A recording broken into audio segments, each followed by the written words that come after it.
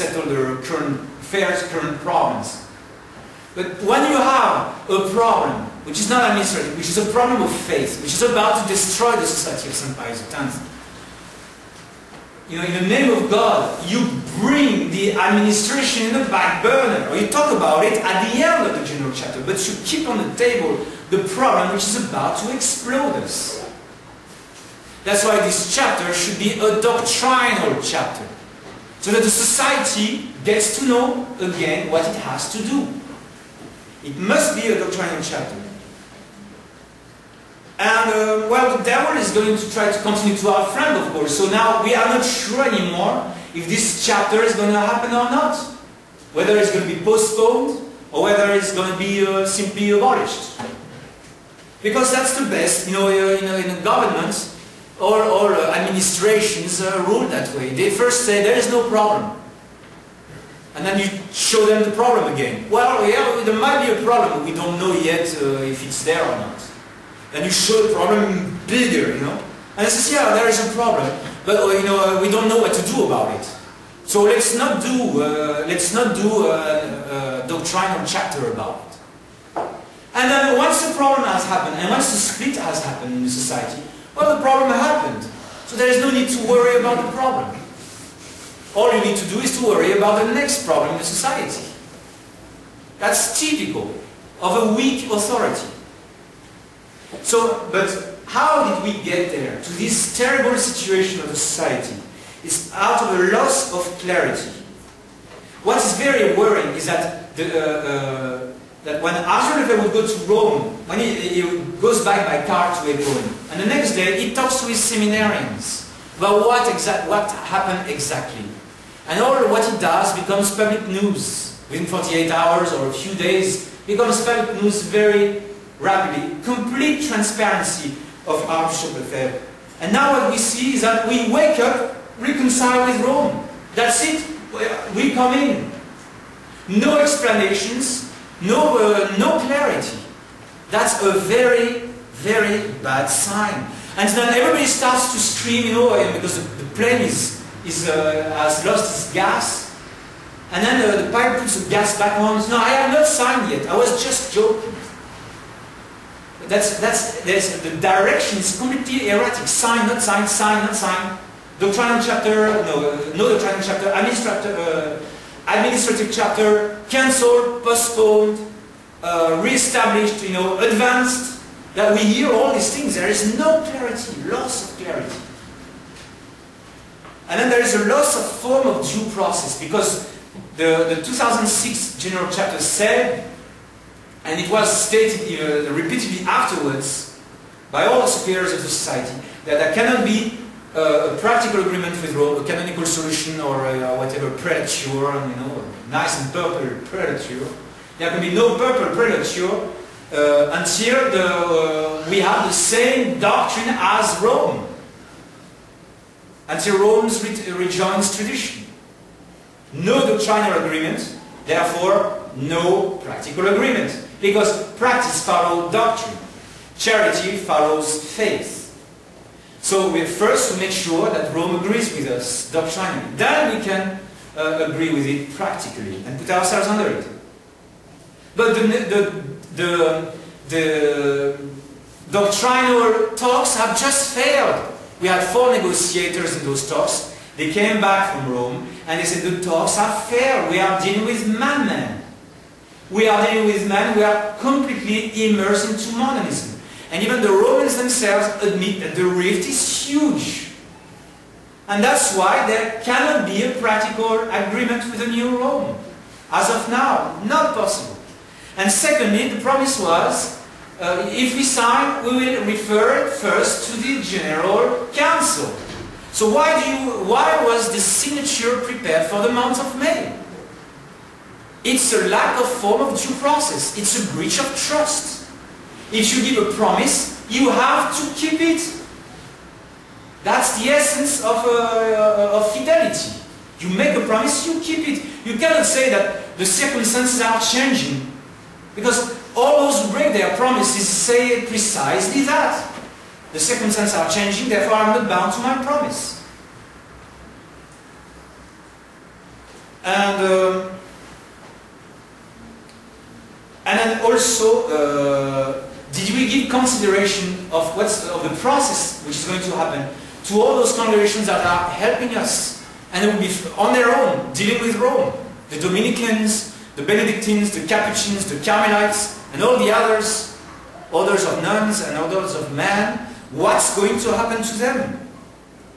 And what's going to be the canonical settlement of our marriage cases? What's going to be? What are they going to say about us convalidating their confirmations? That we don't recognize that their confirmations are valid for certain. Same thing with the holy orders. We convalidate Novus Ordo priests to make sure they are validly ordained. What are they going to say to that? So due process analyzes everything. And there is a failure to understand the meaning of the word agreement. A practical agreement with Benedict XVI is when it goes and says the traditional Mass. Because when I'm going to say the Mass now, I am going to use my practical intellect to consecrate the body and the blood of our Lord Jesus Christ. I am using my practical intellect. That's the practical intellect.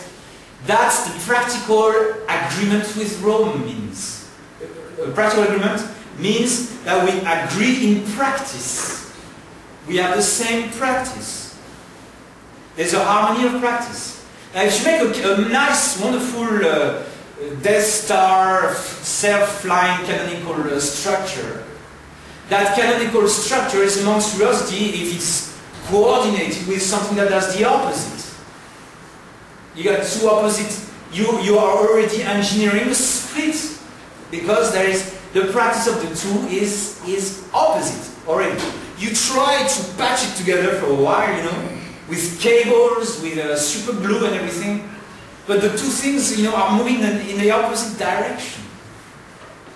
So it's not an agreement. Don't call it an agreement. It's a patching of opposites, but it's not an agreement.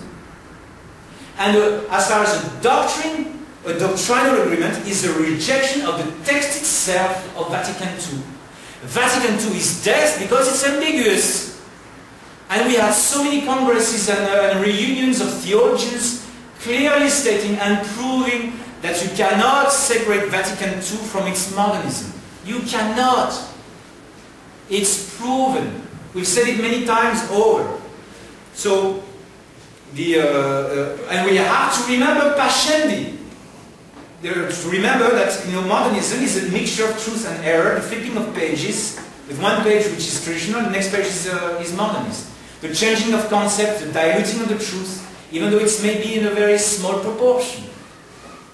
So, an agreement with Rome would be the condemnation of Vatican II and the condemnation and the forbidding of the new Mass. So we are not yet there, it seems. And then there's this increasiness of gullibility. We become more and more gullible and believe that, you know, the Pope means well and everything. Especially with these Rosary Crusades.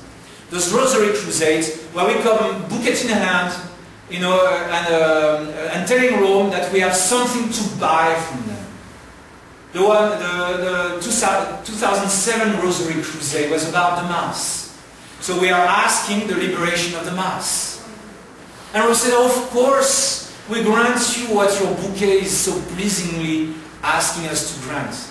But you have to recognize Vatican II, and you have to recognize the superiority of the Novus Ordo Mass, because it is the ordinary rite. You only can say the traditional rite on exceptional circumstances. They simply repackage. It's a repackaging of the previous tyrannical conditions of the motu proprio of 1984. It's a mere repackaging. That's all we got. A nice wrapping of things. That's the result of our millions of rosaries. And then there's the other crusade. It's for you know, the declaring. We ask Rome. We're asking you to declare that the excommunication was invalid. And same as Rome. Of course, yes. We lift the excommunication with both hands. Oh, thank you, Rome. Thank you, Rome. But wait a minute. They lift the excommunication, which means Archbishop Lefebvre died excommunicated or died in his sins. Does Our Lady do such a bad, sloppy job? No. What we are looking for is the truth. The truth about Archbishop Lefebvre. Because if you just leave the excommunication, Archbishop Lefebvre committed a grave sin of schism and it got excommunicated rightly in 1988. How can we allow ourselves to sign to this? And then there are all these nights of prayer and adoration with Benedict XVI for life, in December 2010. And that's, again, it was a bad timing, because at the same time Benedict XVI mellows on the doctrine of artificial contraception, denies the natural order of things. So we're going to join him in prayer to defend the natural order while he destroys the natural order on the other side. How we are so gullible. And so next item is the belief in general evolution. We say that you can't change the Pope right away. It's like, you have to talk to the sinner a little bit. The shepherd runs after the sheep. You must show charity to Benedict XVI. He's trying to do his best. It's not all that bad and everything.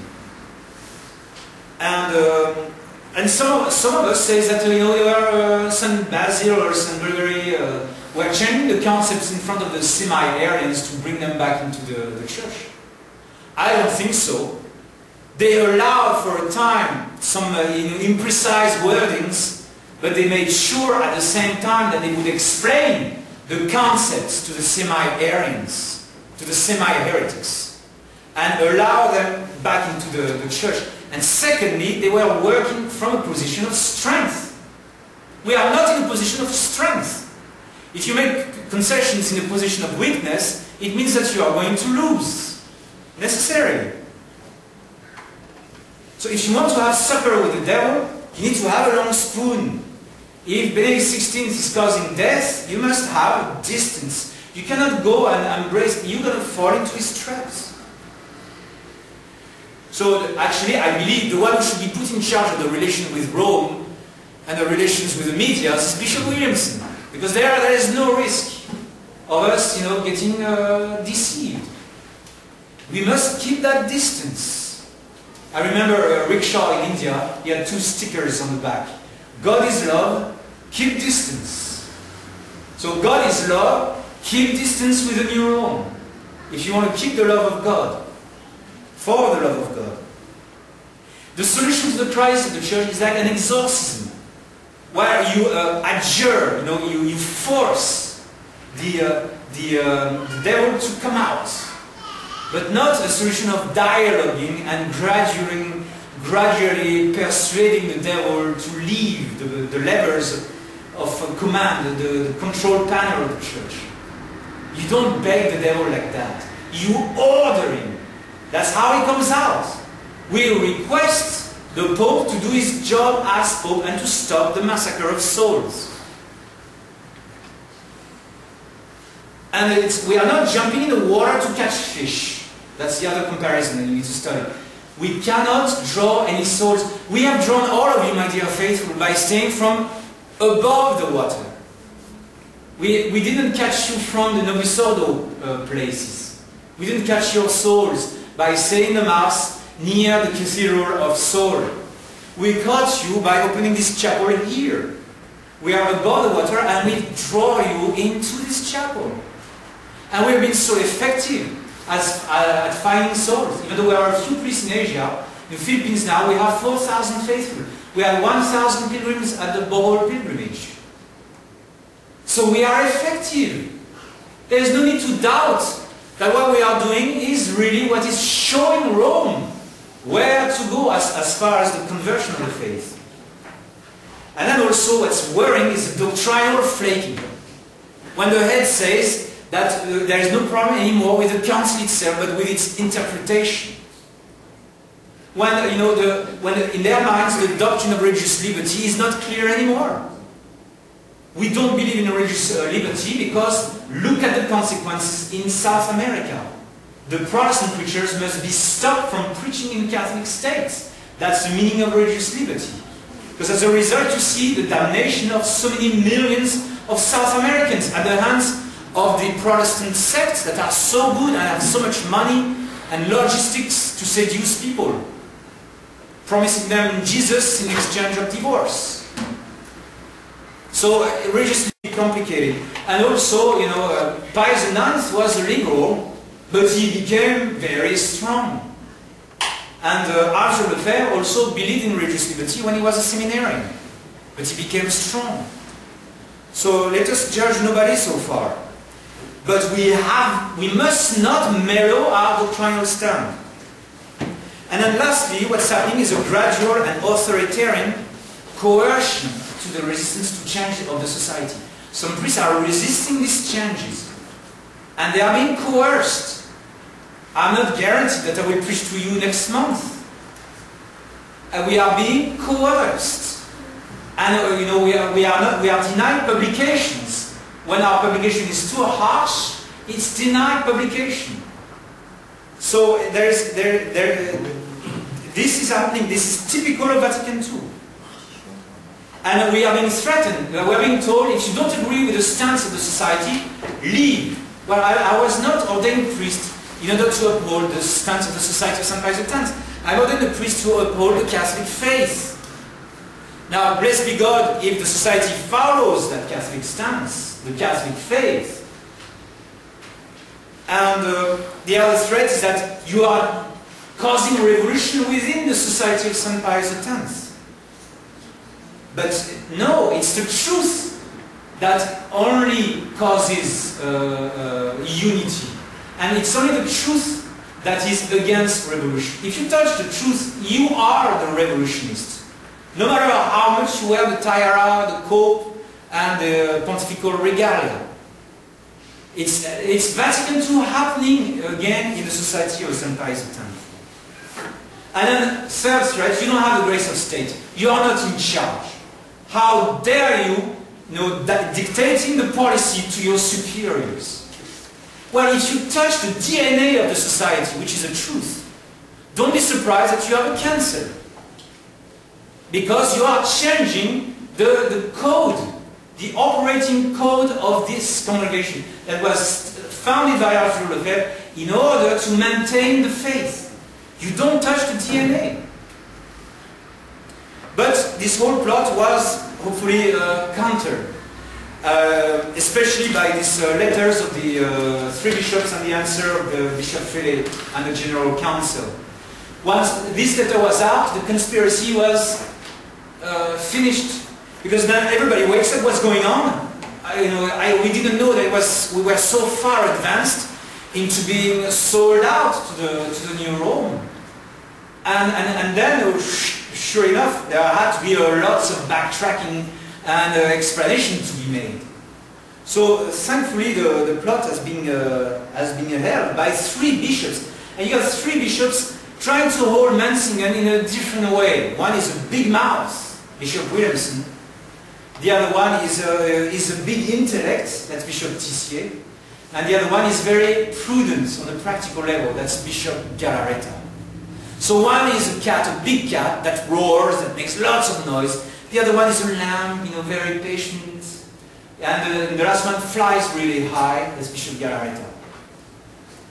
And so the big mouth, it tries to stop Bishop Fr.Chazal'S himself. The big brain tries to open the hood of the mind of Benedict XVI, Bishop Tissier de Malaga. And the last one, Bishop Galarreta, tries to show and shows everywhere in the world that this doctrinal, the practical agreement with Rome is a monstrosity and leads to so much chaos and disorder in tradition. The cat comes hard and hot. It's arrogant, it's in your face. The lamb, Bishop Tissier is very cold approach to the errors of Vatican II and the errors of Benedict XVI especially. He analyzed everything, puts it flat, analyzed all the samples, and it's clear, like the light of day, that Benedict XVI hasn't got the faith. And then the last one is very soft, talks to Bishop Fr.Chazal'S. You need one to whom Bishop Fr.Chazal'S doesn't want to talk to, and you need one to whom Bishop Fr.Chazal'S really doesn't mind to talk to. and then one in the middle which is completely cold. You have the three different options. And as a consequence, there are weaknesses, because Bishop Williamson gets Bishop Fr. too angry. But Bishop St. gets Bishop Fr. completely indifferent. Bishop Fr. doesn't pay attention to his analysis of the thought of Benedict XVI. And his publication was barred in the United States. Bishop Fr. didn't do anything against that. So he doesn't pay any attention to the work of Bishop St. And Bishop Galarreta doesn't get Bishop Fr. angry enough so that he rescinds the prepared agreement. But there are effects, advantageous effects on Bishop Fr. That Bishop Fr. would like to expel Bishop Williamson, but he can't. He can't expel him. He's a bishop, and he's not done enough yet to be expelled. And because Bishop Williamson is still in the Society of St. Pius X, the French bishop rushed into Rome and says, don't take these people back in as long as Bishop Williamson is within the Sspx. So Bishop Fr. would love to expel Bishop Williamson so that the Society of St. Pius X could join the new Rome. But he can't expel Bishop Williamson. So as long as Bishop Williamson is within the Sspx, then the Romans, you know, they plug their nose, because they can't even smell the Sspx as long as the Bishop Williamson is within the society. That's why I told Bishop Williamson, you are the skunk of the society. You are our savior because you are such a skunk. And then he laughed. He says, François, you are a clown. Yes, I am. Because they can't smell us as long as Bishop Williamson is in. That's why it's very important for the mellowers, you know, within us to, they're all praying that Bishop Williamson be expelled of the Society of St. Pius X. The effect of Bishop Tissier on Bishop Fr.'s mind is that Bishop Fr. cannot refute Bishop Tissier. He doesn't care about what he says, but he cannot refute him either. And so, as a consequence, the society cannot debate doctrinally with the New Rome successfully. We cannot agree in a debate with the New Rome. Because you got the Bishop Tissier and like minds like Father de Jornat, Father Glaise, Bishop Galarreta, or the negotiators of the Father de la Roque, they got the same analysis as Bishop Tissier. And so we are never ever going to have a doctrinal agreement, at least those who think in the Society of St. Pius X are never ever going to have a doctrinal agreement with the New Rome, because it's still the New Rome, it's still there. And then the effect of Bishop Galarreta is that Bishop Fr. would love to disagree with Bishop Galarreta, but he can't. Because Bishop Galarreta comes out so nicely, so charitably, and so clearly. All those people who meet Bishop Galarreta, they all say, no, you give Bishop Galarreta a question, a problem, and a big knot, you know, and he unties the knot just in a few seconds, and everything becomes completely clear. There's such a clarity of expose and a swiftness in resolution of, you know, pastoral matters involving doctrine. It is so clear that, yeah, you would like to disagree with him, you would like to sign with him, but you can't. Because it's so clear. Because Bishop Galarreta is showing everybody what's going to happen to our nuns, what's going to happen to our monks, what's going to happen to the question of the marriage, the question of the sacraments, all these canonical questions. This is a big mountain of problems that you are piling up. It's a monstrosity because you are trying to patch two things that want to go to the opposite direction. And that's why the effect on the New Rome, that the New Rome can't ever bring about a practical deal with the Sspx. So the signing is postponed and everything, and it's where we have not signed yet.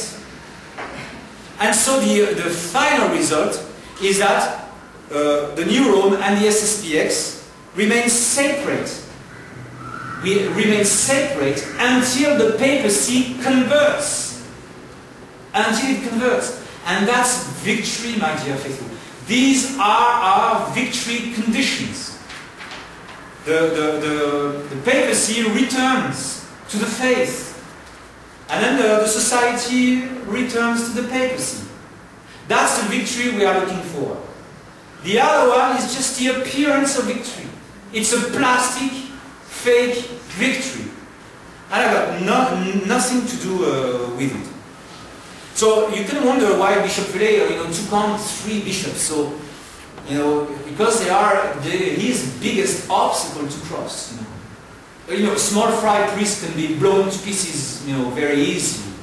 But when you can't expel 3 bishops that easily. Now, when the resistance of the 3 bishops got exposed, then he gave a new hope to all of us who really want the society to stay in that same stand until the tempest is over. Many priests are scared. Some priests are very angry and speak openly, clumsily, like yours truly. But we don't have the same graces as bishops. We are not bishops, but we've got to do our job, which is to warn you and to keep your faith safe, so that you can keep your charity, the mission, the mass of the society. You can keep your God dwelling within your hearts. So we've been able to push back the signing with Rome, but nothing is to be taken for granted. That situation is continual, is always changing day by day. It's you got priests switching sides and everything. You got diocese districts where truth is suppressed. You got districts where truth is completely exposed, like Mexico or England, or even Asia to a certain extent. And so lies are shifting all the time. So what is going to happen in this summer of 2012 is going to determine, certainly, the shape of the battle of the SSPX for many years to come. So my dear faithful, the war is still on. And when the war is on, you war on. In the name of the Father, the Son, and the Holy Ghost. Amen.